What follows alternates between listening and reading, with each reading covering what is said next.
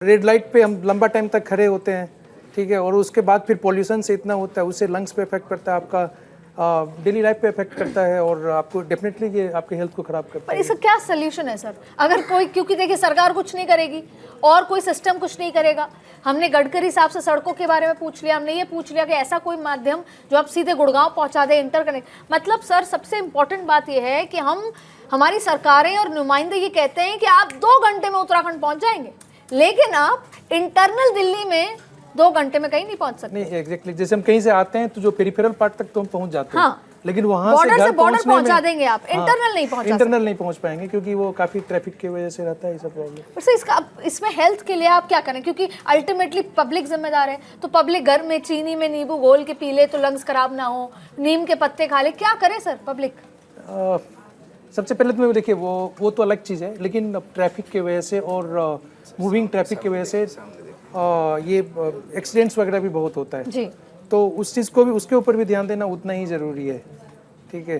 जो हमें एक्सीडेंट्स नहीं करें, जैसे रॉन्ग साइड्स में गाड़ी चलाते रहते हैं, उसके वजह से फिर फ्रैक्चर वगैरह लेकर के आता है, तो फिर कभी कभी इसमें इतना फेटल इंजरीज होता है कि लाइफ थ्रेटनिंग कंडीशंस भी होता है, इसमें से जान भी जा सकता है लोगों को, और बाद में जाकर कोई बहुत सारी दिक्कतें आती है इससे। जी सर, जैसे अभी सर ने चाइना का जिक्र किया, मैंने देखा वहाँ तो सर पॉपुलेशन अपने से भी ज़्यादा है।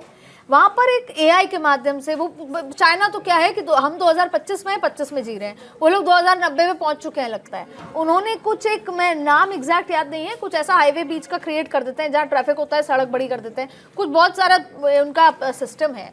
लेकिन सर हम वहाँ तक तो खैर पता नहीं कब पहुँचेंगे, लेकिन एक बेसिक बात कि आदमी, अच्छा बात दिल्ली एनसीआर की नहीं है, बात बैंगलोर की भी है, इंदौर की भी है, जयपुर की भी है, हर जगह ये हालात हैं।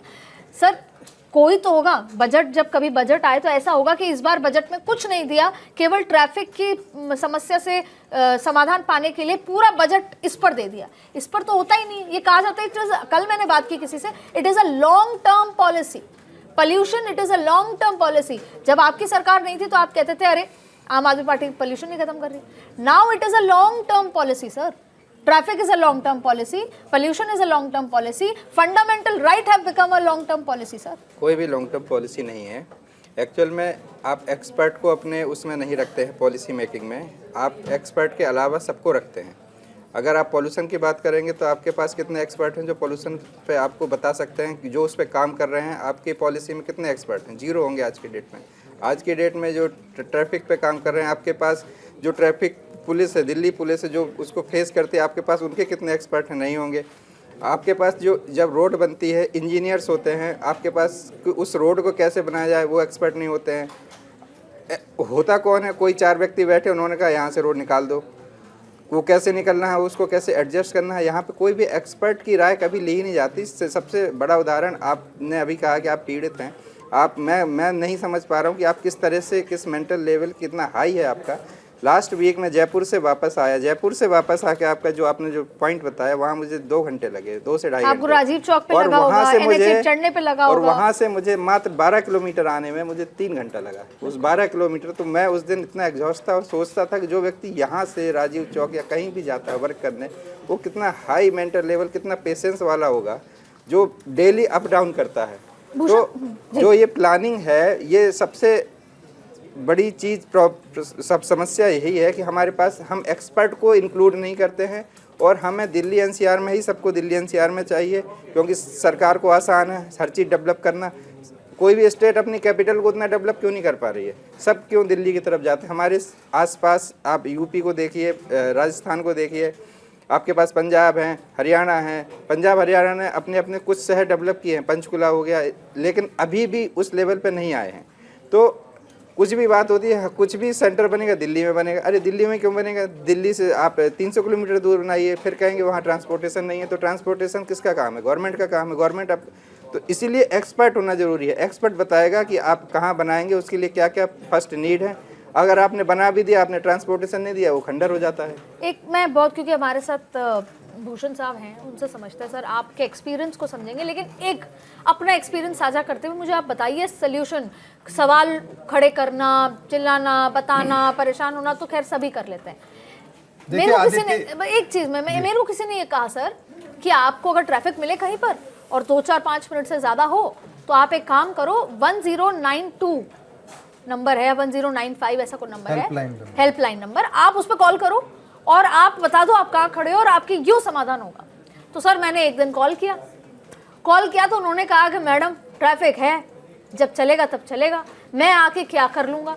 फिर भी हम वहाँ के ट्रैफिक उधर फ़ोन कर देते हैं, जल्दी आपको निकालने की कोशिश करेंगे सर। मैं मुस्कुराई, फ़ोन रख दिया और मैं स्टीयरिंग पे गाना लगा के बैठ गई सर। चलिए आपने बहुत अच्छा करा, कम से कम अच्छा गाना तो सुनने का मौका मिला, अदरवाइज तो भागती दौड़ती जिंदगी में गाना सुनने का मौका ही नहीं मिल पाता है, परंतु सॉल्यूशन है। देखिए मैं अभी जापान गया था, टोक्यो शहर में, दिल्ली से 2.5 गुना बड़ा शहर है, बिल्कुल। पर आप सड़क पे देखेंगे सड़क वहाँ पर खाली पड़ी हुई है। पेरिस गया था, पेरिस के अंदर ऐसा लग रहा था पेरिस शहर सड़क के नीचे, जमीन के नीचे चल रहा है, पूरा कंट्री, पूरा पेरिस शहर मेट्रो से सफ़र करता है। लंदन में आप जाएंगे, वहाँ तमाम ट्यूब बोलते हैं उसे, तमाम ट्यूब पर होंगे, सड़क कार चलाना, कार टैक्सी करना सबसे महंगा माना जाता है। तो कनेक्टिविटी एक समस्या, इसका निदान है।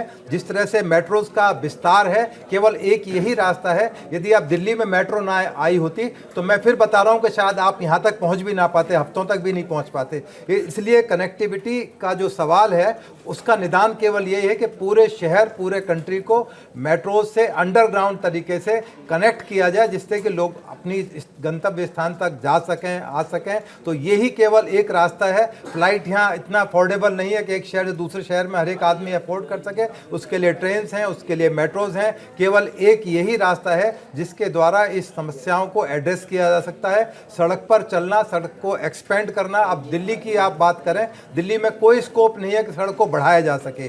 दिल्ली 6 है, पुरानी दिल्ली है, वहाँ सारी आर्कियोलॉजिकल सर्वे ऑफ इंडिया की बिल्डिंग्स है, ना उनको तोड़ा जा सकता, ना उनको खिसकाया जा सकता। अब जो बस चुके हैं शहर, चाहे गुड़गांव है चाहे नोएडा है, इन शहरों को विस्थापित तो नहीं किया जा सकता।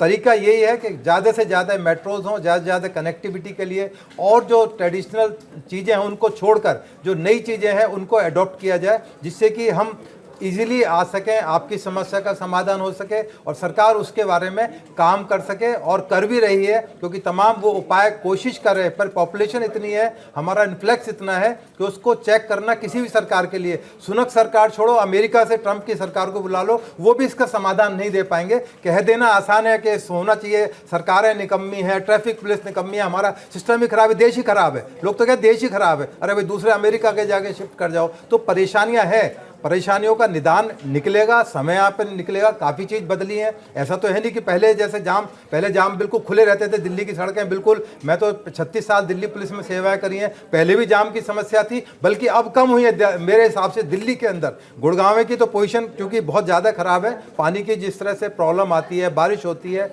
और ये बड़े शहरों के अंदर होता है, बड़े बड़े कंट्रीज़ के अंदर पानी भर जाते हैं। न्यूयॉर्क शहर के अंदर, दुबई शहर डूब गया पानी के अंदर, तो आप कहें कि पानी को रोक दिया जाएगा या हवाओं को रोक दिया जाएगा, इनको नहीं रोका जा सकता। ये नेचुरल कैलेमिटी है, इनको नहीं रोक सकते। हाँ, बारिश को नहीं रोक सकते, पर उसका जो पानी का निकास है उसके लिए जरूर कोई ना कोई समाधान सरकारों को करना चाहिए।